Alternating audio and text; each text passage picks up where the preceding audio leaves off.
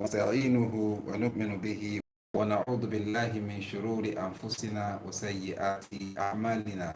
أما بعد، السلام عليكم ورحمة الله وبركاته. Uses the husband would not see this and be tantamount to an abuse of the husband. And a husband who threatens harm, domination, or terrorizes his wife, he's clearly is clearly showing, throwing, is not only throwing tantrums, but is actually going to the other side of from mere terrorizing the husband, the wife. The husband can go to the extent of now, respect of harm or to do harm, either you show it or you do it to your partner, it is unacceptable. Now, such homes where softness, they are unstable because when angers are unchecked, when angers are unchecked and we pretend as if with time it will go. No. Angers that are not checked will not go away with time, rather grow with time. In other words, if, for example, you have your son that throws tantrum constantly in the home, and you don't check the child, you don't take him stop. A child that you didn't train to apologize for errors, a child that has not been told what you did was wrong, a child that has not been told that you don't try that under my roof, the father did not spank him, the mother did not spank him or her, to tell him that what you did is unacceptable, you should apologize. Such a child that will grow like that and will see it as being normal and is abusive and insulting to elders, and you see it as the child is expressing himself. He's just expressing himself. So you don't see anything wrong with a child insulting an elder. You feel that it's just a way of the child expressing himself or herself, or some people call it is being a way of being assertive. Oh, assertive? Don't you have time to decipher who is older than you or who is not older than you? So your assertiveness does not go with respect for elders. So when I behave at school, they misbehave to their teachers. They misbehave and be assertive. Oh, being assertive?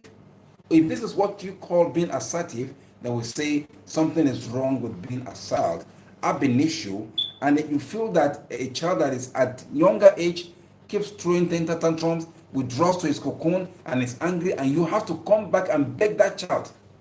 A child that will squeeze his face when an elder is talking to him or her, a child that will behave in an abnormal manner to people who are around, and you see that, oh, it's one of the ways there's no problem. Who is displaying anger will eventually grow with that kind of tendency to behave that way. The child will not see anything as being wrong at all. So if the child does not see anything as being wrong with throwing tantrums or being disrespectful to elders, when the child, whether guy or girl, gets married, the same thing happen in the treatment of his wife or husband. It does not. Well, another thing that will happen when you have children who are raised with such tendency, they will turn the home to a battleground. A husband or a wife goes home to rest, but there is no partner that will give him rest. The partner to give him rest is not there. The partners to give her rest is not there. So the husband or the wife comes back to front, a place to rest. That's what Allah says in Surah to rule.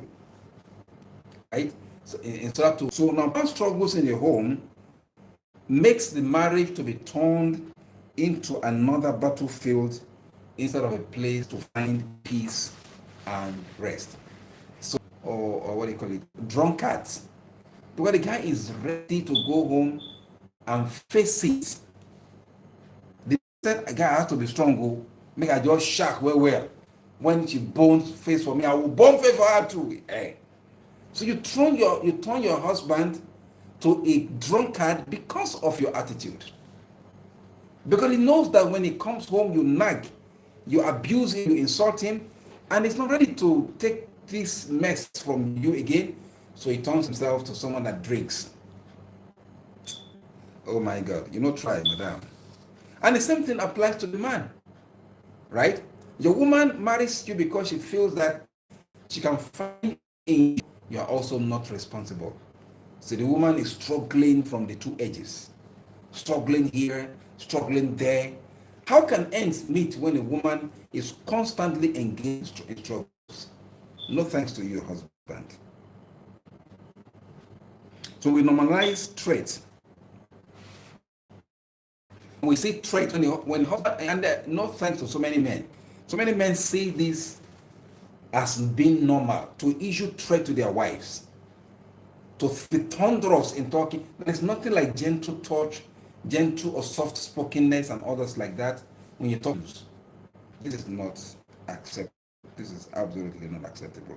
However, when we begin to normalize threats, what we say repeatedly, because you've made it like your own new normal, and your wife is used to your threat. You always insult her, you always threaten her. Now when you normalize it, it becomes what you cogitate. Bring it in your head and you express it that way. So when you now begin to cogitate it, you begin to express it, it becomes what you want to carry out. For example, a husband that always threatens the wife, I will slap you. Every time I will slap you. One day he will slap the wife. A wife always, anytime there is small anger, always go to the kitchen to get kitchen knife. If you try that, if you come close to me. A woman that is always, like joke, she's used to it. Because she thinks about it, she goes for the knife. Anytime there is issue between her and the husband, she go gets the knife, and before you know it, she threatening the husband. One day she will see herself stabbing the husband. And she'll say, oh, I don't mean to kill him. Yes, you didn't mean to kill him, but you made it to be your new normal. Right. Not try at all. So what you begin to think now it becomes your habit. Now the next thing is, when you guys are seeing this way, there is another dimension to this from the family setting. The family now begins to see it as, oh, that's not the way they be that too. Every time that they fight, I've been going to leave them, make them they fight. Now people now leave you to be engaged in the fight that has been your lifetime of life. Silence from family, silence make people to now see you as, this is your attitude, this is your behavior, this is your way of life.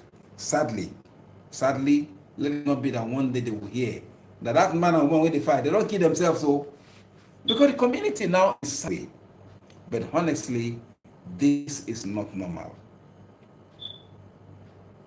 Now, the ripple effect of this never stop with a couple, and it doesn't end with husband and wife alone. Because husband and wife that are used to using thunderous word, threatening word, and all this in approaching themselves, they are selling the idea to their children that this is the way to relate. The male among your children now begin to see it as, oh, so when you have a wife, you have to issue her threats. Oh, that child begins to see it as a normal way. Because if it is not normal, dad won't treat mom that way. Subhanallah. And you that is constantly abusing your husband, constantly insulting your husband, your daughters in the house begin to see it as, oh, it's okay now because mommy does it to daddy, so what is wrong with that? And they grew up that way. So you have passed a wrong baton to your family. A child, two children were playing together like rough play though, and the other child was hitting the other child right in the eyes, as in going for the eyes. I said, what? Don't you have any other place to hit? When I looked at the pattern of the child and I tried to make some inquiries about the parent, I saw that, oh, the child got it from home.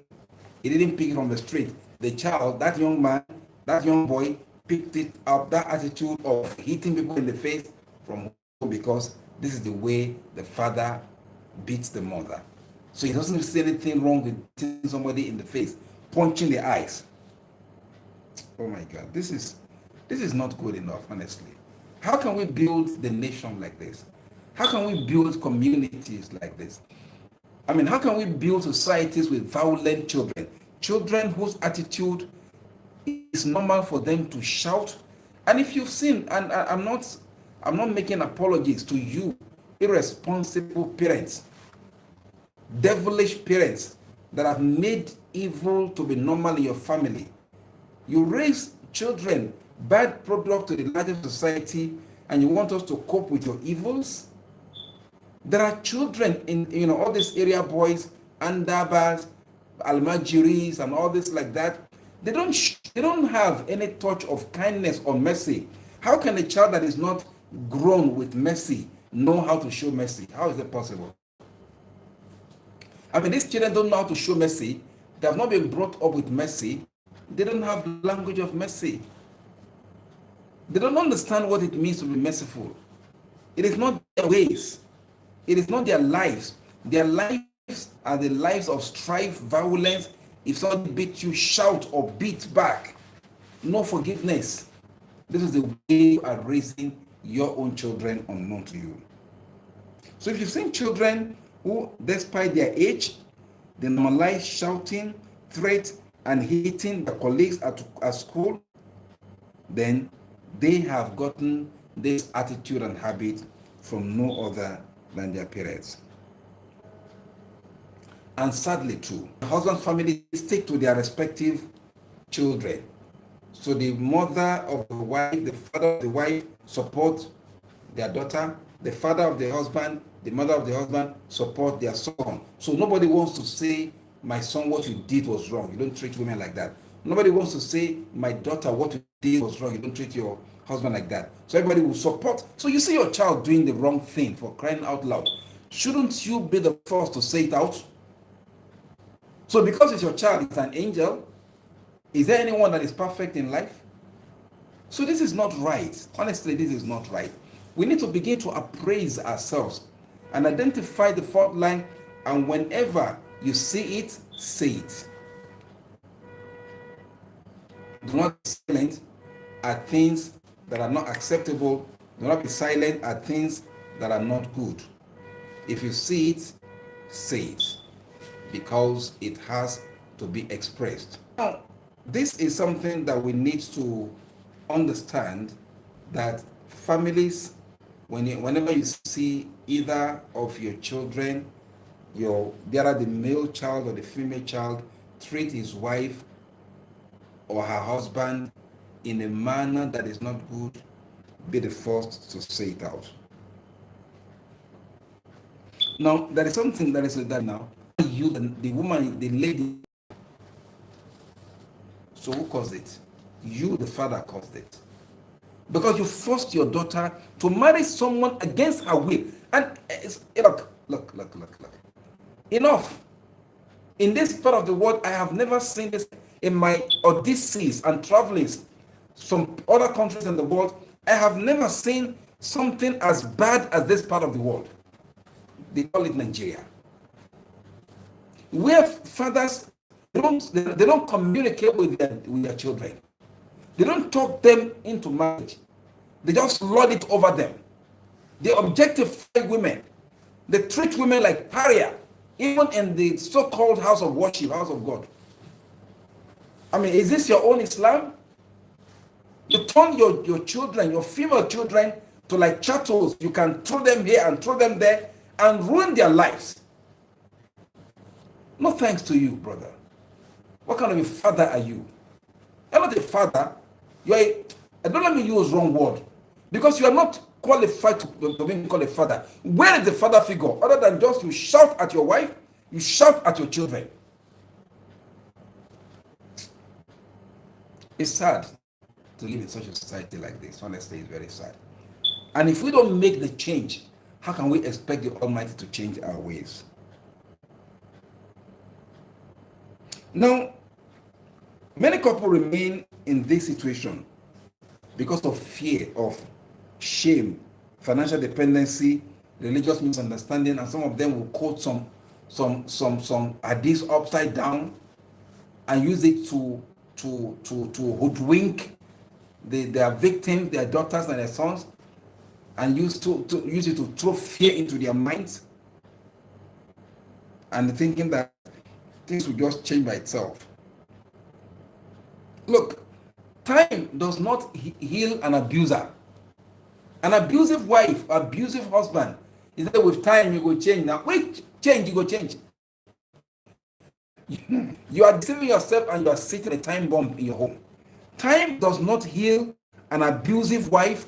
Time does not heal an abusive husband. What time does is that it strengthens that girl, it strengthens that boy, it emboldens them, it makes them to become like a monster, it makes them to be monstrous. And all these young boys, then they behave like that. The guy slapped you once, you never marry him, slapped you once, takes it a joke, slapped you 2 times, and all these boys, now so they do now, all these boys of the, by the time you bring knife, kill you, before you know that, no joke. So we need to take steps. I'm take steps to correct this anomaly. The time bomb in the family must be diffused before it escalates to something very, very bad and ominous. We must begin to take steps. We must set clear boundaries. Threats and physical aggression must be named and called what it is. Where it is coming from, whether it's coming from the family of the wife or it's coming from the family of the husband, we must insist that it must change. And if it doesn't change, let it end. But you think that with time it will change, with time it will embolden, it will not change. The person who is being abusive must take responsibility for his or her action. The idea of blaming it on, now anytime I'm tired, I used to get angry. Oh, are you a devil? Anytime, now, anytime I'm angry, I used to slap people. It's only when I'm angry I used to bring knife. When I'm not angry, I don't bring knife. I don't threaten my husband with knife. It's only when I'm angry. Oh, it must be a living devil. Now, such people should go for help. Go for counseling. Let somebody help you. The idea of don't bring third party to a marriage, this is not into, otherwise somebody will just die in silence. Bring a third party that is responsible, either from your family or trusted elders or a counselor or a professional, not those who are biased and will not tell you the truth. And of course, like I mentioned earlier, no thanks to the parents who will not stand out to tell their children the truth that you are wrong. In this part of the world, parents worship their children. I don't know. So what if the person does not have a child? I mean, you don't give birth to a child so that the child will be your God. You don't give birth to a child so that the child will be your Lord. That you cannot tell the child, my daughter, you are wrong. Don't try that again. You can't tell her. You can't tell your son, what you're doing is wrong to your wife. Oh, my people will say now, wow. Oh my God. So we must treat this with the urgency that it deserves, honestly. And let me quickly make this clarification here. Many people say, be patient now. A patient dog eats the fattest bone. In this case, patience does not mean tolerating an abusive wife or abusive husband. And in your case, it is not that the patient dog is the fattest bone. The patient dog, but by the time it happens, they cut his manhood. Yeah, we'll bring it back. Okay. So let us get it right. If you say it, say it. Endurance is not a virtue when such an endurance enables harm and threat. Your husband who constantly throws temper tantrums and issue the wife threat, I will finish you. If you do that, I will finish your life. That kind of husband should not be endured.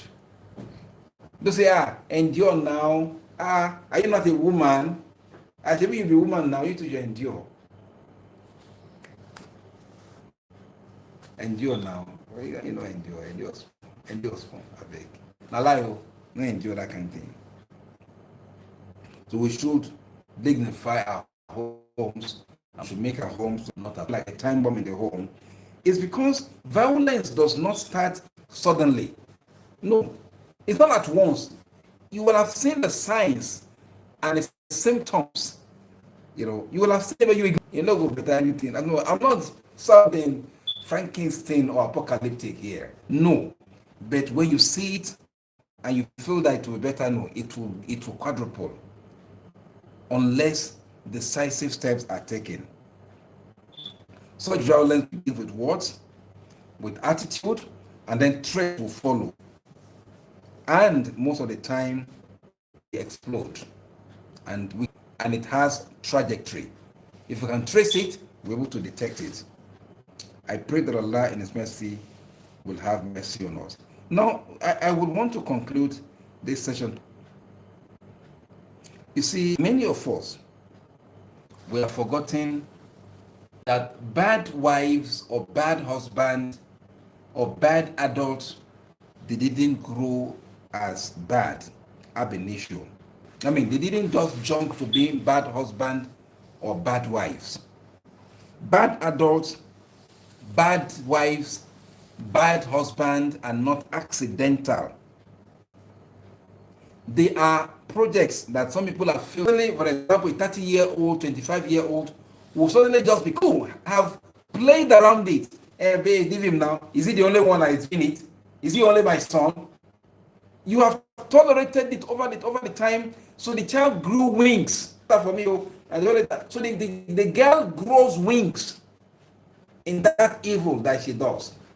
The young man grows wings. It's not that when the child grows up, it becomes so bad. No, the child has been used to it from childhood. You are the one, you father and you mother are the one that installed the software of native pattern. So with time, we say the children of millennium now are. So you want to compare my own children who grew up in the city to your own that grow up in the village who are not assertive. Your child is sounding disrespectful to elders, and you are saying this child is being assertive.